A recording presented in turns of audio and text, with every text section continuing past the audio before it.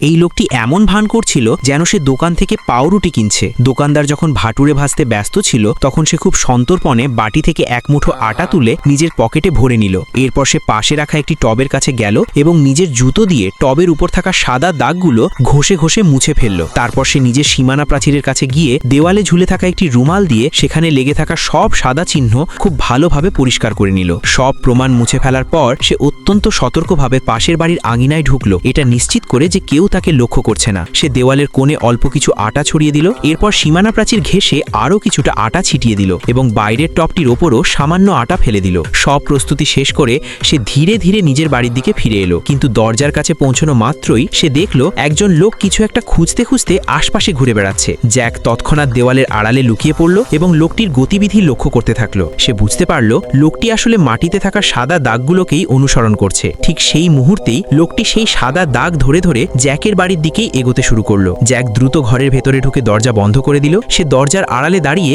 লোকটির প্রতিটি পদক্ষেপ নিঃশব্দে পর্যবেক্ষণ করতে থাকলো। ততক্ষণে সেই রহস্যময় লোকটি জ্যাকের বাড়ির সামনে এসে পৌঁছেছে। সে কিছুক্ষণ থেমে রইল, কিন্তু কোনো তাড়াহুড়ো করল না, কারণ জ্যাকের দরজার কাছে এসেই সব সাদা চিহ্ন হঠাৎ করেই উধাও হয়ে গিয়েছিল। লোকটি নিশ্চিত হতে পারছিল না যাকে সে খুঁজছে সে জ্যাকই কিনা। ভুল করে যেন অন্য কারোর উপর সন্দেহ না পড়ে তাই সে আবার পরীক্ষা করার সিদ্ধান্ত নিল। সে যখনই পাশের বাড়ির সীমানার দিকে এগোলো জ্যাকের ছড়িয়ে রাখা আটা তখনই কাজ করে দিল। লোকটি দেওয়ালের কোণে সাদা দাগ দেখতে পেল এবং সেগুলো অনুসরণ করে সোজা প্রতিবেশীর দরজার সামনে গিয়ে দাঁড়ালো। দরজার গোড়ায় চিহ্ন মেলা মাত্রই লোকটি আর এক মুহূর্ত দেরি না করে সেখান থেকে চলে গেল।